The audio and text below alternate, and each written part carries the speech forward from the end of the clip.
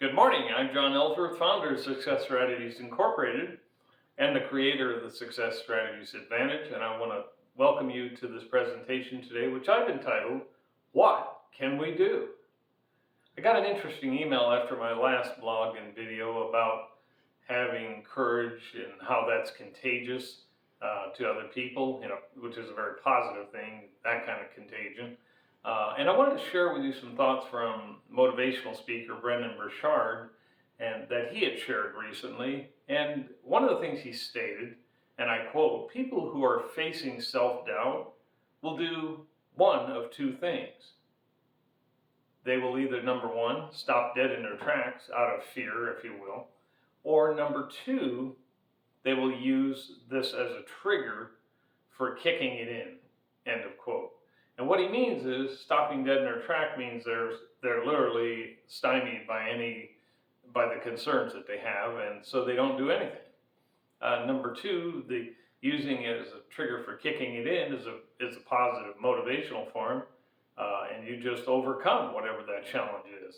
But he goes on to say that there's three phases that we go through whenever we have a crisis. So this is very tied into courage and courage being contagious to others, which is a very positive thing. The three phases are this. Number one, when a crisis happens, people will tend, according to Brendon, will tend to seek safety and comfort. Think back to COVID-19. Do you remember people hoarding toilet paper? Remember that? How crazy that was? But they will seek safety and comfort. In the second phase, people will come to cope with the crisis. This is probably called stress management. They'll just learn to deal with these things and perhaps, hopefully anyway, overcome them. But they're going to feel some real self-doubt, and they'll feel a sense of overwhelm. They'll be overwhelmed by the events going on around them. And then they might even get to the point, Brendon says, of where they start asking the question, why am I going through this? Why am I going through this? And I think the reality is the best thing is to get to phase 3, which he points out, and I totally agree, is a much better approach, a far superior approach, and that is to overcome these hurdles, these challenges, the stress associated with them, and build some positive progress. Let me point out a couple steps that I talked about in my last video of how you can do that. A better approach to overcome and build this positive progress I'm talking about. Number one, commit yourself to a plan. Number two, recognize that there are some necessary steps to overcome the hurdles that you're going to recognize. And there's no problem recognizing the hurdles, but use them as a building foundation, a building block upon which you build your program to overcome them. Because we all get them. I get them in my business too. We all have those hurdles. So commit to the plan, note the hurdles, but then build a plan to overcome them. How do we overcome these challenges? That's the big question.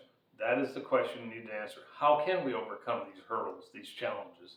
And then decide who will complete these various steps that you've outlined and when. Because as I said previously, if we don't decide who's going to do them and when they're going to do them, this whole process just becomes nothing but a dream. It'll be something out there in the future that we never really attain.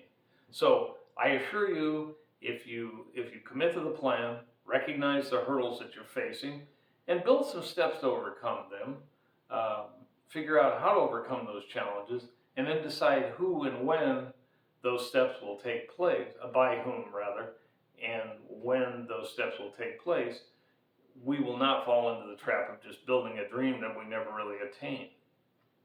It'll take some time, and something unusual may happen for you, and that is that new solutions will appear. This, of course, in turn, will lead to additional improvements, which is a great thing. It's a great problem to have. It's really not a problem at all. Actually, it's a great thing to have. But as business coach Dan Sullivan of the Strategic Coach says, and I quote, "There are no unreasonable goals, just unreasonable deadlines." End of quote. I want you to bear that in mind as you go through this process, follow these steps, and I will look forward to seeing you at the finish line. Thank you very much. I'm John Ellsworth again, founder of Success Strategies Incorporated and the creator of the Success Strategies Advantage. I want to thank you for listening today. Thank you very much.